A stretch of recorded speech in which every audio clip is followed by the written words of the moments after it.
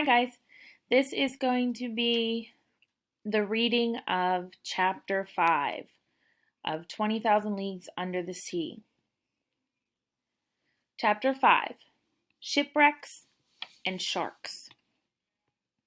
The next morning was the 18th of November. I was on the platform of the Nautilus, admiring the ocean, when Captain Nemo appeared. He didn't seem to notice me. Several crew members were also on the platform. They pulled in fishing nets that had been laid out the night before. These strong, healthy men seemed to come from many different nations. I recognized Irishmen, Frenchmen, and a Greek. Among themselves, they all spoke an odd language I didn't understand. As the days passed, I saw very little of Captain Nemo. The Nautilus was heading southeast. On the 27th of November, we passed the island of Hawaii. In these waters, the sailors' nets brought up beautiful fish, some with azure fins and tails like gold. On the 11th of December, I was reading a book when Conseil interrupted me. "Will Master come here for a moment?" he asked. I noticed that his face was pale. "I want you to see something." I followed him into the open panels. A huge, dark shape was lying on the ocean floor. "Why, it's a ship!" I cried. The wreck must have only happened a few hours earlier. 5 corpses were still lying on the deck, 4 men and a woman. A woman held a baby in her arms. Our hearts beat fast as we stared at the sad scene of life's last moments. Then huge sharks with hungry eyes came into view. They were heading toward the wreckage. A moment later, the Nautilus circled the sunken ship. Now I could read its name, the Florida. I turned away from the horror. This terrible sight was the first of many. We saw not only the hulls of more wrecked ships, but scattered debris, including rusty cannons, bullets, and anchors. On the 25th of December, Christmas Day, we sailed near the New Hebrides. Ned Land was very sad that day. He said he missed the celebration of Christmas very much. On January 1st, Conseil came to me. "Will Master allow me to wish him a Happy New Year?" he asked.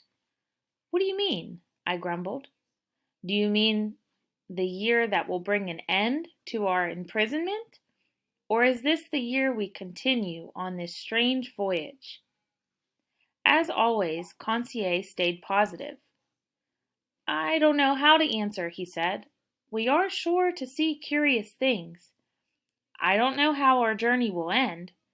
Seeing everything would make it a happy year for me." Captain Nemo's plan was to reach the Indian Ocean by crossing the Strait of Torres. This would be difficult, for the straits were full of small islands and giant rocks. The Nautilus went forward slowly. All around her, the sea dashed furiously. Then the tide began to drop. The water was going down. The Nautilus was about 2 miles from an island when a great shock knocked me over. Oh no! The submarine had struck something. Captain Nemo, cool and calm as always, told me what had happened.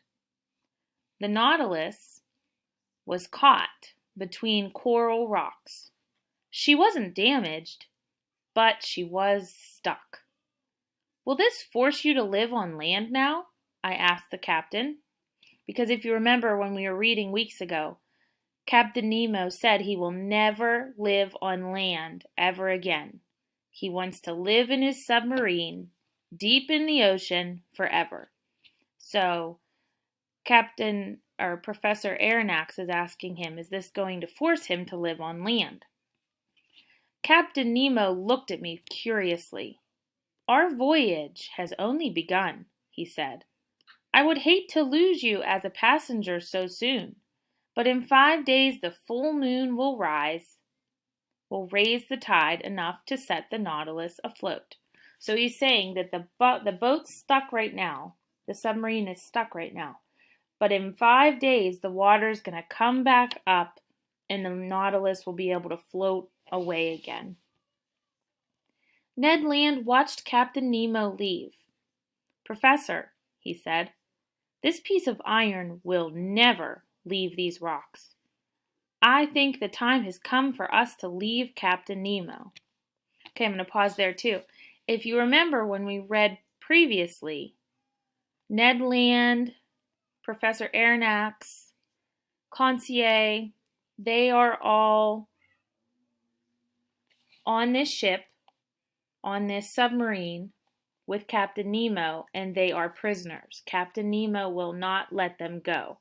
They want to try to escape, but they're also pretty curious about what Captain Nemo is doing and where he's going. So Ned Land, that's the guy that was really good at harpooning whales, he thinks it's time to leave. So here we pick up again right here. "Friend Ned," I said, "escape might be desirable if we were close enough to England." Lost my place. "If we were close enough to England or France, but we're on the shores of New Guinea. We know nothing of the natives here. How would they treat us?" "But it's an island," he went on, "with trees and game. Think of it. We'll have meat." So they're thinking about hunting. "Friend Ned is right," Conseil agreed. "Could Master get permission to go on land, if only to feel the earth beneath our feet?" "I can ask him," I said doubtfully, "but I'm quite sure he'll refuse." To my great surprise, Captain Nemo agreed, and he didn't make us promise to return. I knew, though, that traveling in New Guinea might be dangerous. Perhaps it was better to be a prisoner on board than to risk falling into the hands of hostile natives. Soon Ned and I set off in the small boat, armed with hatchets and guns. Ned was full of joy, like an escaped prisoner. "Meat!" he cried out. "We're finally going to eat some fresh meat." We left the boat on a sandy beach. Ned lovingly touched the soil with his feet. We hadn't set foot on land in 2 months. The island was covered with tall forests. Some of the trees must have been 200 feet tall. Lush orchids and ferns grew everywhere. But Ned Land didn't notice the beautiful specimens. Discovering a coconut tree, he beat down some of the fruit. We drank the milk and eagerly ate the tender pulp. "Excellent," Ned Land said happily. Then he suggested taking a load of coconuts back on board the Nautilus. But Conseil had a better idea. "We should save 3 places in our boat. One for fruit, one for vegetables, and a third for meat." Next, we found a breadfruit tree. Ned knew how to prepare this meat. He lit a fire while Conseil and I chose the best fruits. These had thick skin covering a white pulp. Ned sliced the breadfruit and roasted them. The flavor tasted much like an artichoke. After eating the breadfruit, we gathered beans, yams, and several more coconuts. That evening, we returned to the Nautilus. We saw no one on board the next morning, so we set off again for the island. Ned was determined to find some meat.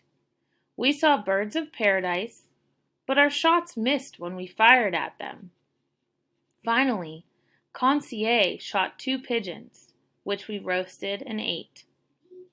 But Ned said he wouldn't be happy until he'd shot 4-footed game, and I wouldn't be happy until I bagged a bird of paradise. An hour later, Conseil did bring me a bird of paradise. Strangely, he'd found it lying on the ground, drunk from eating nutmegs. Around 2 o'clock, Ned shot a magnificent hog. He skinned it and cleaned it, and we carried off the meat. Then we found a herd of small kangaroos called kangaroo rabbits. Ned killed a half-dozen of them. Dinner was excellent. We ate roast pig, mangoes, coconuts, pineapples, and more. Suppose we stay here tonight instead of returning to the Nautilus, Conseil suggested. Suppose we never return, Ned said. Just then, a stone fell at our feet. All right, guys, so that is the end of Chapter 5.